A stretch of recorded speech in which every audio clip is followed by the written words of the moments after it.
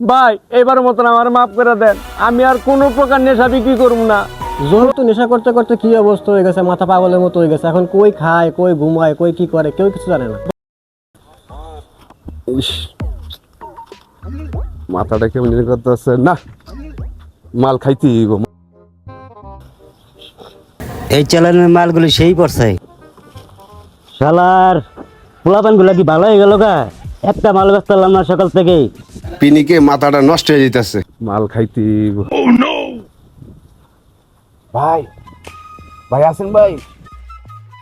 ভাই মাল দেন, দুটা মাল দেন আমারে। কটা? দুইটা? দাঁড়াও দিতেছি।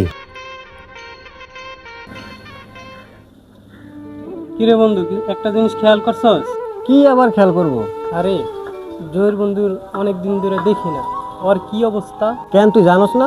জোর তো নেশা করতে করতে কি অবস্থা হয়ে গেছে, মাথা পাগলের মতো হয়ে গেছে। এখন কই খায়, কই ঘুমায়, কই কি করে, কেউ কিছু জানে না। বন্ধু জহির তো খুব ভালো ছাত্র ছিল, নেশা করে এভাবে নষ্ট হয়ে গেল গা। আহা, এই নেশায় যুব সমাজটা নষ্ট হয়ে গেল গা। আচ্ছা যা হয়েছে বাদ দে, চল আমরা দুজনকে চা খেয়ে আসি। ঠিক আছে চল। ভালো লাগতো। দেখ দেখ বন্ধু, ওই যে নেশা করতেছে।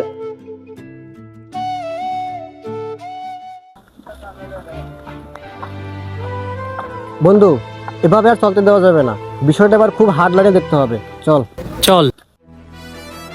বলা নেশা কি করবি? বলা নেশা কি করবি? তোরা এই এলাকার পোলাপান গুলা করে নষ্ট করে ফেলাইছিস। মারেন শালা করে।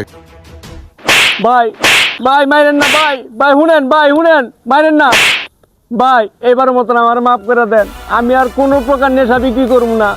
প্রয়োজনে আমি ভিক্ষা করে খামু, রিক্সা চালায় খামু, তারপরে নেশা বিক্রি করব না। ভাই এবার মতন একটা সুযোগ দেন আম করে।